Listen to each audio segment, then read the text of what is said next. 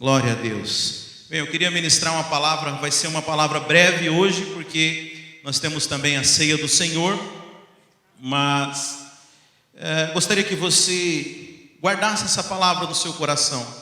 Fala a respeito do mover de Deus, fala a respeito do ambiente da casa de Deus. Aliás, o título dessa palavra é a casa, a minha casa, né? A casa do Senhor. Quantos querem ser essa habitação celestial da parte de Deus? Irmãos, eu fico imaginando no Velho Testamento, quando Deus ainda não era um Deus residente. Pastor, o que é um Deus residente? A Bíblia fala que o Espírito Santo foi dado, isso depois que Jesus subiu aos céus, o Espírito Santo foi enviado e hoje ele habita em nós. Então nós temos o Deus residente. Você sabe, a palavra Jesus, nós vamos comemorar o nascimento de Jesus em poucos dias. Chama-se Emanuel, Deus conosco. Mas agora eu diria que agora é Deus em nós, o Deus residente, o Espírito Santo, a própria divindade que veio habitar no homem. Então é um privilégio nós termos essa casa. E você sabe, quando nós nos reunimos como igreja, lá em 1 Pedro fala que nós nos tornamos essa casa espiritual, onde o Espírito de Deus se manifesta. Mas é importante você entender, irmãos, que essa casa ela tem padrões, ela tem uma maneira de ser edificada. A Bíblia fala que há um vinho novo para ser derramado, mas isso também fala que há necessidade de estruturas humanas, de preparação, porque nós não podemos receber um vinho novo com estrutura velhas. Por isso, irmão, a minha oração todos os dias é para que o Senhor renove as nossas mentes, para que nós sejamos esse odre novo, para que nós sejamos esse receptáculo para aquilo que Deus deseja fazer na nossa geração, amém? Quantas vezes, irmãos, nós oramos por avivamento, nós oramos por algumas coisas, e eu fico pensando, imaginando Deus simplesmente olhando talvez lá do céu e falando assim: olha, meu filho, o que você está pedindo eu já te entreguei. Mas o que aconteceu com as crianças estão indo embora? Mudou, que era para... Tá bom, amém, glória a Deus. Eu fico imaginando, às vezes a gente pedindo algumas coisas para Deus, e Deus olhando para nós e falando assim: filho, já está consumado, já foi entregue, agora eu estou aguardando, na verdade, a sua parte. Estou aguardando você estar preparado para isso, estou aguardando você ter estrutura para o mover, para aquilo que eu desejo fazer na sua geração. Então nós entendemos que o lugar onde Deus se manifesta, ele não é qualquer lugar, mas é um lugar que é apropriado. E eu desejo ser um vaso apropriado, amém? Nós desejamos ser um vaso apropriado, ser uma igreja, ser um ambiente onde Deus tem liberdade, irmãos. Sabe, eu amo a história de Lázaro, porque a Bíblia fala que Jesus ia na casa dele, e havia liberdade naquele lugar. É um lugar onde Jesus tinha prazer de estar. Você não vê na Bíblia que Lázaro fez nenhuma obra que Lázaro fez. Ele não pregava, ele não era um dos discípulos, ele não tinha aos olhos humanos nenhuma qualidade especial, mas era um lugar onde Jesus gostava de estar, irmãos. Eu amo isso. Tem uma música que fala assim, obrigado, irmã, Deus abençoe, assim: eu quero ser o lugar onde o Senhor gosta de estar, sabe? Então nós temos que preparar o ambiente, nós temos que preparar a casa, nós temos que ser esse lugar onde Deus se move com liberdade, sabe? E eu queria hoje mencionar 3 pontos, é claro que não são apenas eles, mas são 3 pontos daquilo que eu entendo ser o principal para que nós sejamos casa de Deus, para que nós tenhamos o ambiente da casa de Deus, amém? Quantos pontos, irmãos? Aleluia. Então abre lá no Salmo 22, no verso 3.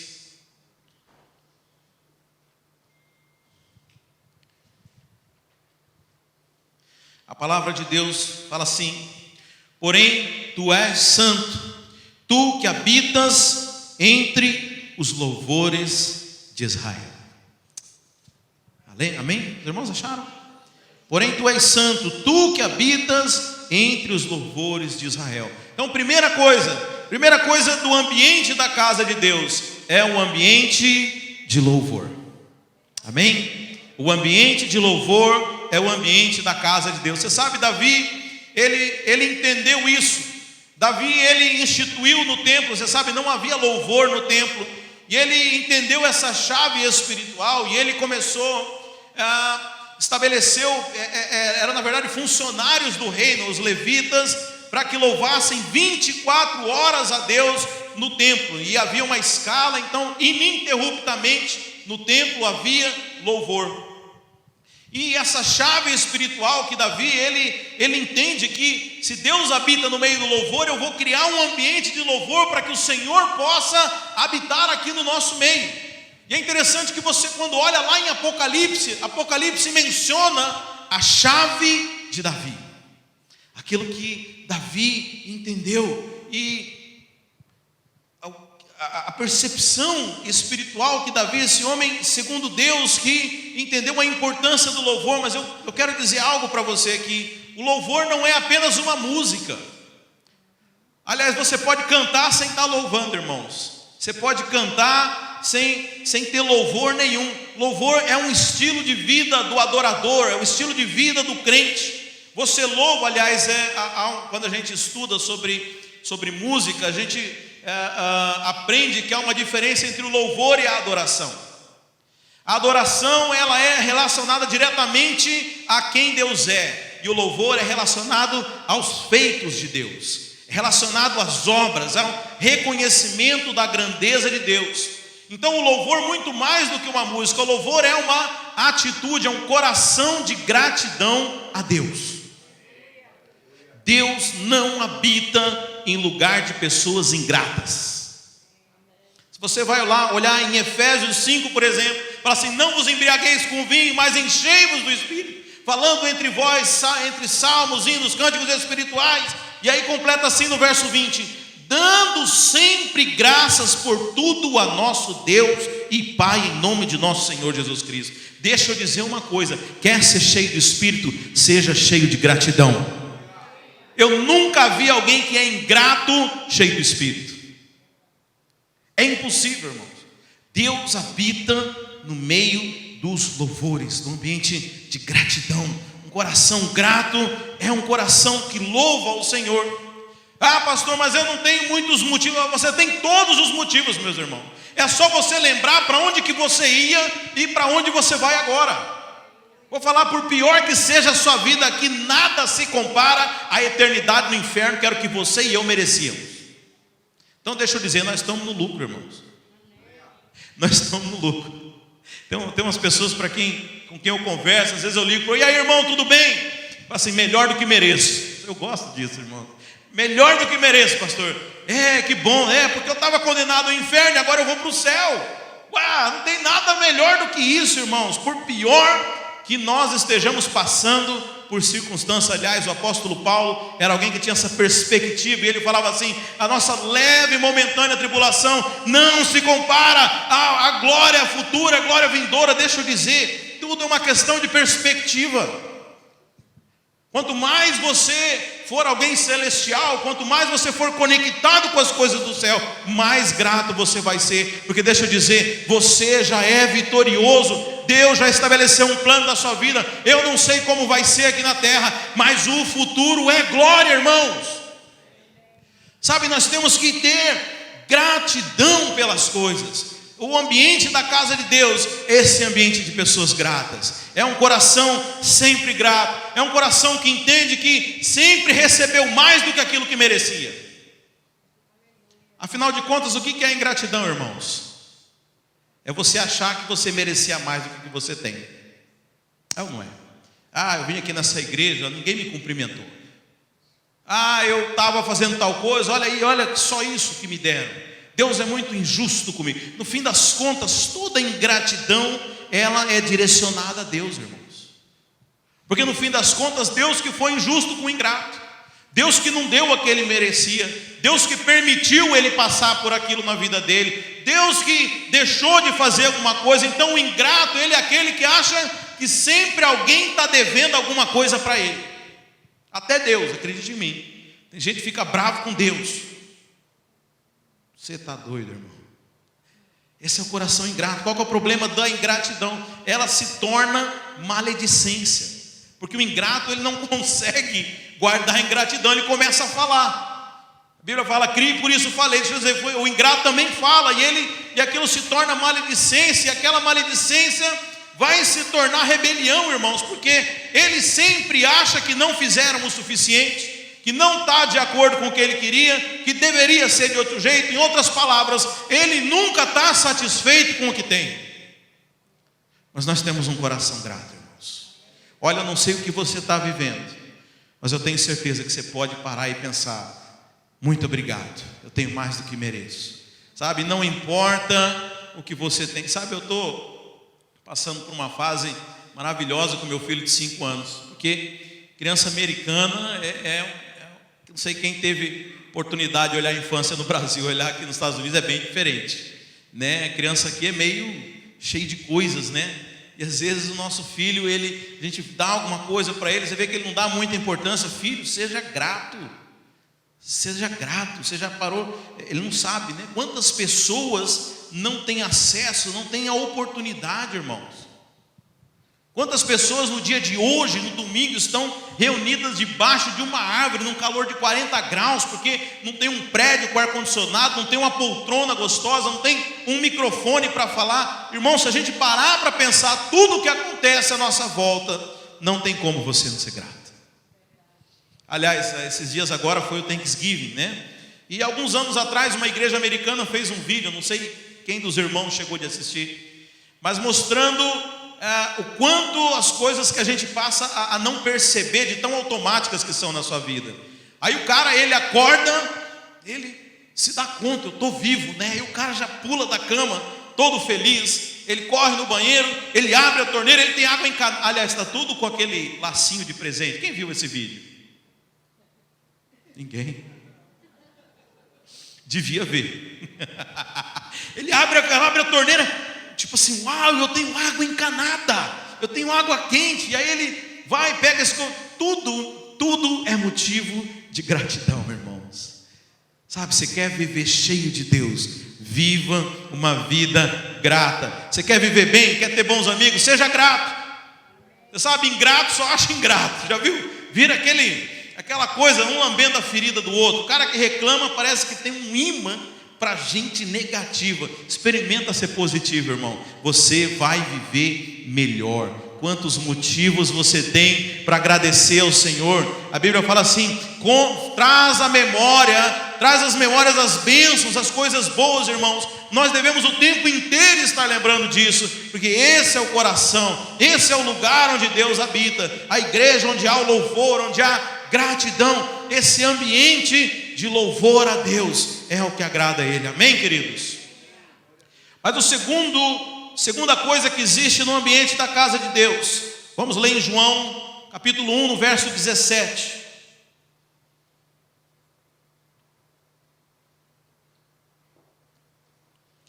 Porque a lei foi dada por intermédio de Moisés, mas a graça e a verdade vieram através de Jesus Cristo.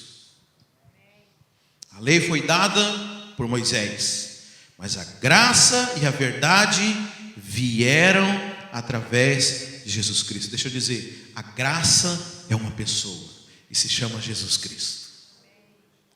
A graça é o próprio Jesus. O lugar onde Jesus habita é um lugar de graça. É um lugar onde a graça flui, irmãos. Agora veja, nós falamos muito a respeito de graça da nossa igreja. Nós ministramos a graça de Deus, mas não há apenas a graça não pode ser vista como uma doutrina, mas a graça tem que ser o estilo de vida dos santos. Deixa eu provocar você aqui. Sabe como que a nossa mente ainda é impregnada de lei? Vamos supor que você sai daqui e vai para um restaurante, e aí você é extremamente mal atendido. Aí você come aquela comida fria que chegou atrasado, o prato veio errado, e aí vem a conta. E aí lá na sua conta está o valor do prato, do certo, não do errado que veio, que estranhamente era mais barato. Tudo errado. E está ali, assim, aquele espacinho, tip. Como é que você vai dar esse tip? Você vai dar um favor imerecido? Ou você vai dar um favor merecido? Sabe, irmão, ser gracioso é você dar aquilo que as pessoas não merecem. Aliás, eu vi uma história, não sei se é verdadeiro ou não, que um rapaz estava no aeroporto e a mulher que foi servir o café foi extremamente grossa. E ele decidiu que ele não seria afetado. Você já percebeu isso, irmãos? Como que às vezes nós permitimos que os outros determinem a nossa maneira de ser. Mas ele falou, não, eu não vou permitir que isso aconteça. E ele foi extremamente cortês com aquela mulher. E mais do que isso, ele foi usado pelo Espírito Santo. E começou a falar com ela, e aí descobriu aquilo que aquela mulher estava passando, o drama familiar, a filha doente, e tinha acabado de tomar uma chamada de atenção do seu chefe, e aquela mulher desaba de chorar. Deixa eu falar, por trás de todo comportamento agressivo, porque houve uma agressão por trás.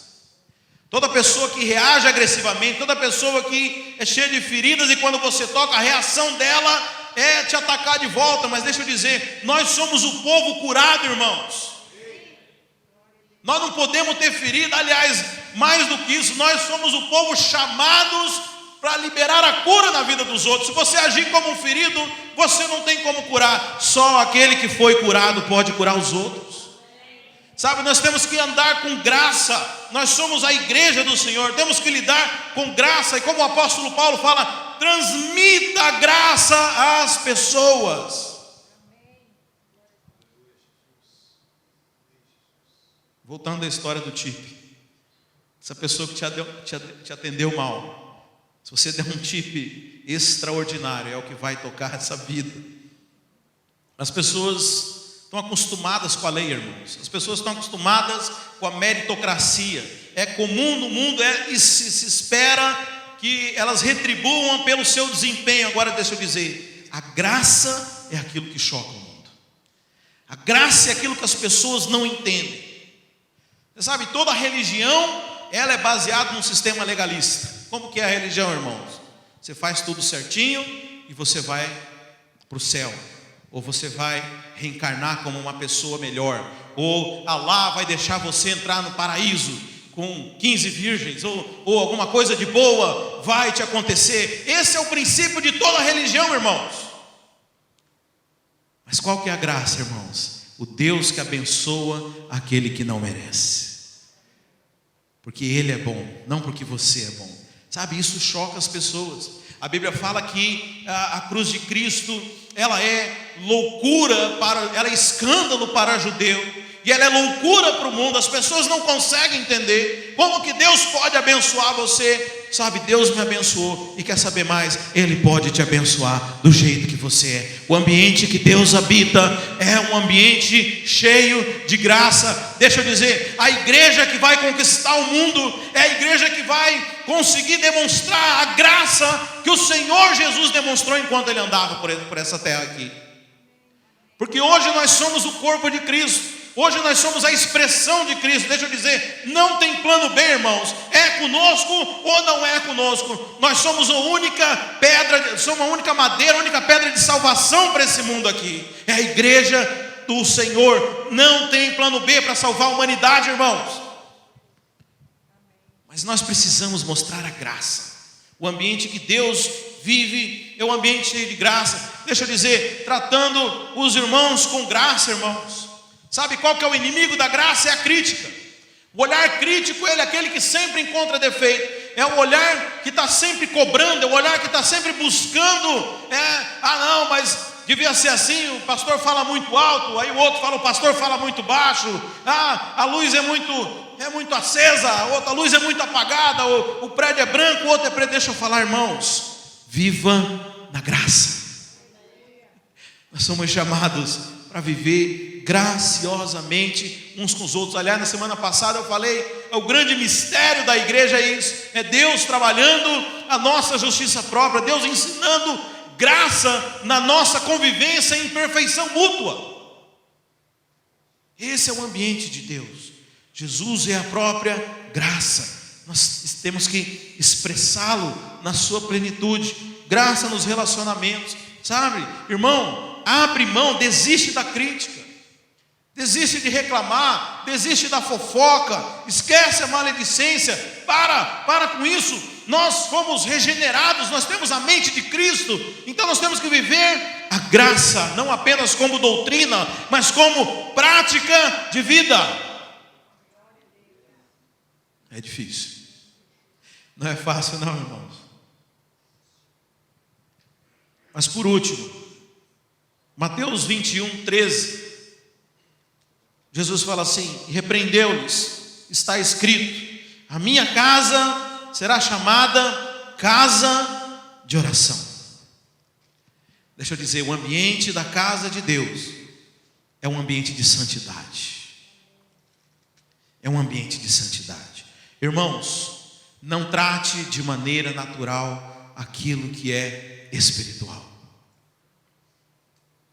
Você sabe, é curioso, às vezes as pessoas elas vão no culto e tem um irmão que Deus fala demais com ele, ele é tocado pelo Espírito Santo, e ele sai dali transformado, e aí a pessoa que está sentada do lado, ouviu a mesma mensagem, cantou as mesmas músicas, participou de tudo, mas parece que nada aconteceu com ela. A Bíblia relata a história, irmãos, de uma mulher que tinha um fluxo de sangue, e fala que a multidão apertava Jesus, e aí de repente Jesus ele vira para os discípulos e fala: quem tocou em mim? Eu fico pensando, os discípulos olhando, se entreolhando, porque a resposta deles na Bíblia é qualquer: Senhor, olha essa multidão aqui, como que alguém tocou no Senhor? Está todo mundo espremido aqui. Quem já pegou metrô lá em São Paulo na hora das 5 da tarde, eu imagino que o negócio era mais ou menos desse jeito. Eu falar: quem encostou em mim?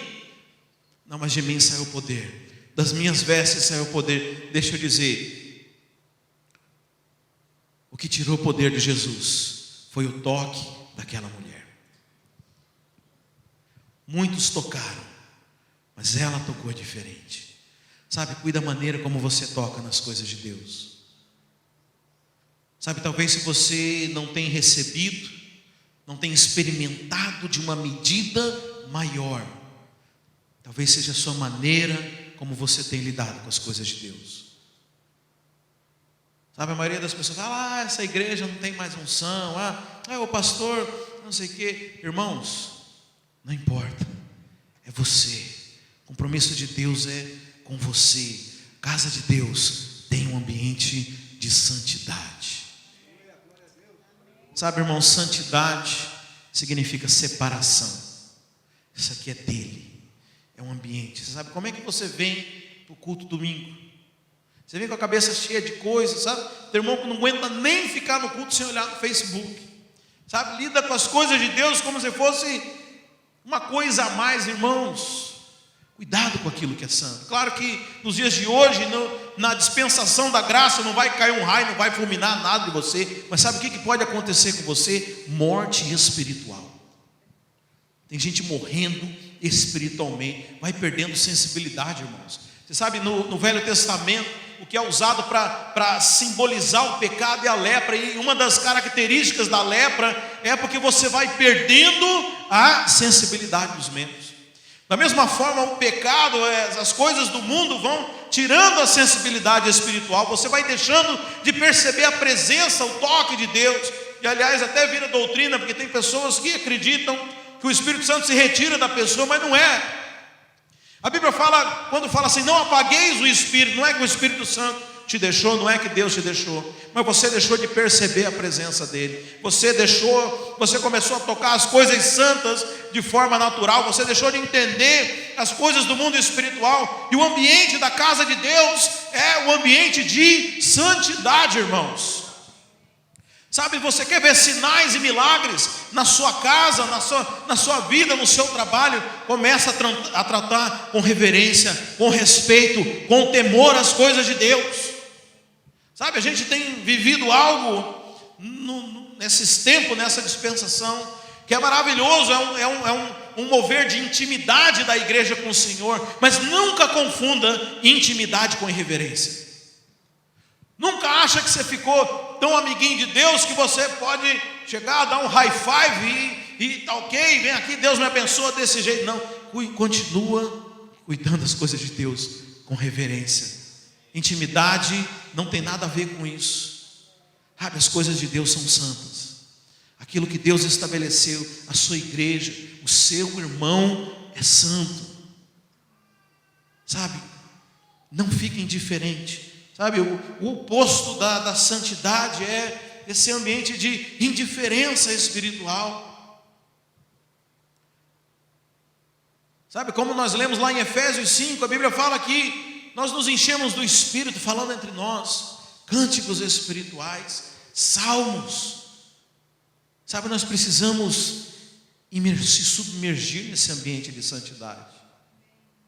Nós precisamos buscar a presença de Deus de uma forma santa, não de uma forma natural, como algo corriqueiro, como algo normal, mas entender que aquilo que Deus faz é puro, é perfeito, é santo.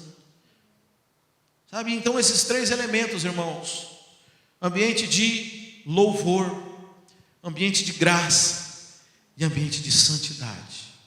Como eu falei, não é exaustivo, não é apenas eles, mas talvez sejam os três principais.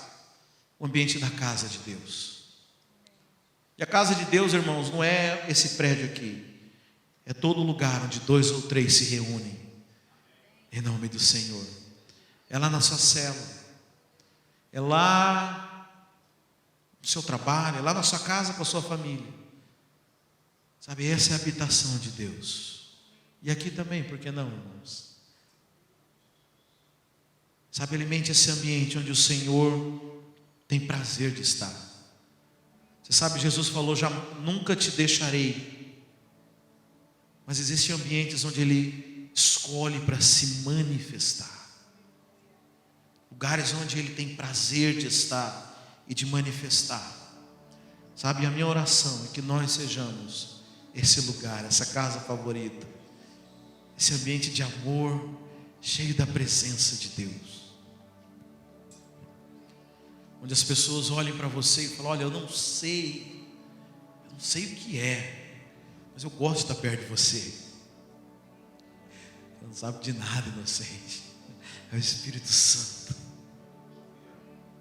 É o Espírito Santo.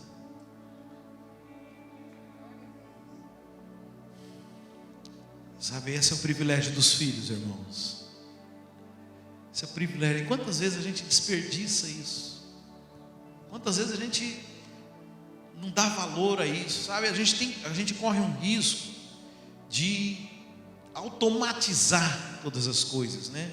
A palavra religião é isso, né? Uma pessoa, não, fulano é religiosamente, ele vem aqui todos os dias, sabe? Religião é repetição, sabe? Muito cuidado com a presença de Deus, muito cuidado para não automatizar a sua oração, muito cuidado para não automatizar o seu devocional, para não automatizar o culto de domingo. Não, mas é algo diferente, é especial. Sabe, é um relacionamento vivo, irmãos, dentro desse ambiente da casa de Deus.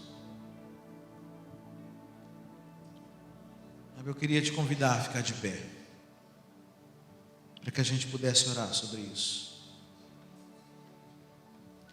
Se você deseja viver intensamente aquilo que Deus tem para nós, você precisa criar ambientes, vasos apropriados. Sabe, eu gosto da história daquela mulher, daquela viúva, que manda um recado para o profeta. Fala assim: olha, o dinheiro acabou, meu marido servia você, o dinheiro acabou, eu tenho agora que entregar meus filhos como escravos. E o profeta fala: olha, arrume quantos potes você encontrar, não poucos. E a Bíblia fala que aquele azeite, aquele resto de azeite que aquela mulher tinha, ela começa a despejar naqueles potes. E a Bíblia fala que, em momento algum, a Bíblia fala que o azeite acabou. Quando acabaram os potes, o azeite cessou. Porque a unção nunca acaba, irmãos. A unção não tem fim. Mas nós somos os potes, nós somos o ambiente. Sabe, alarga, Senhor. Alarga o meu vaso para receber a tua unção, Senhor, para exalar o teu perfume. Sabe, eu quero viver o avivamento nos meus dias. Sabe, eu abro mão do meu velho eu para poder experimentar um novo. Sabe qual que é o odre velho, irmão? É o seu velho eu. O odre velho é aquele homenzinho que está ainda dentro de você aí, na sua carne, que ainda reclama, que exige os direitos, que quer ser tratado melhor do que os outros, cheio de crítica, olhar crítico e põe defeito em tudo. Esse é o odre velho, irmão. Mas há um odre novo dentro de você. O Espírito Santo habita dentro de você. E esse odre, Deus vai derramar o azeite. Deus vai derramar a unção na sua vida. Deus vai derramar a unção sobre nós, para a sua igreja, para a sua noiva, gloriosa, perfeita, imaculada. Sabe, não infame aquilo que Deus escolheu para ele. Peça um coração grato. Feche os seus olhos, comece a orar ao Senhor. Ó Deus, muda minhas perspectivas. Oh Espírito Santo de Deus,